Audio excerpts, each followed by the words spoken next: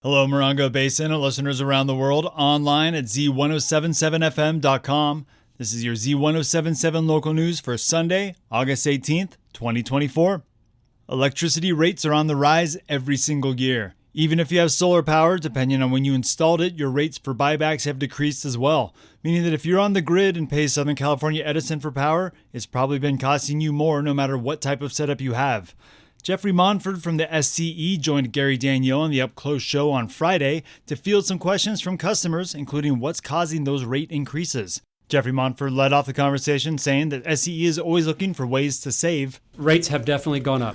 Believe it or not, SCE does many things to keep rates from going up any more than they have. For example, we are participating in have set up a self-funded wildfire insurance program.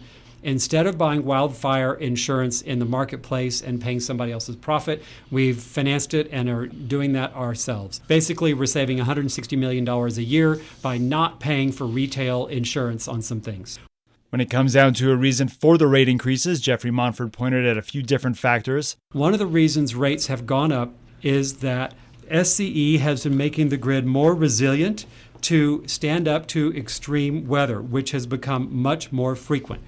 We've broken heat records every summer since 2020. So all of that calls for more robust grid equipment to be replaced more frequently. So that's one reason we have seen rates go up.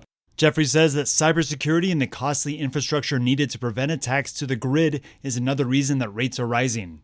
The grid gets, and our portion of it gets, thousands of cybersecurity attacks each day. And so far, we have been able to fend them off. And all of that requires expensive equipment at every level.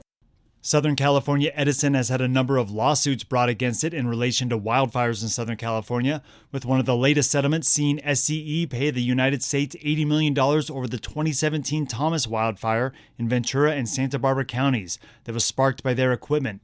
Other settlements include $63 million to LA County for the Woolsey fire, which scorched more than 96,000 acres, destroyed 1,500 buildings, and killed 3 people.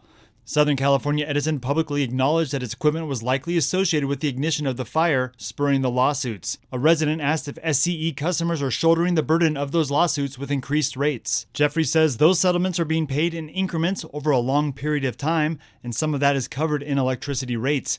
However, if you see a wildfire line item on your bill, which has to do with wildfire mitigation work, not lawsuits. So it's the investment in the grid that you're seeing as a line item. The new covered conductor, the fire-resistant poles, the rapid switches, all of the upgrades that we have. You can listen to the full interview as a podcast on our website. That's at Z107.7FM.com. Reporting out of Joshua Tree, California, alongside the award-winning Z107.7 News team, I'm Robert Hayden.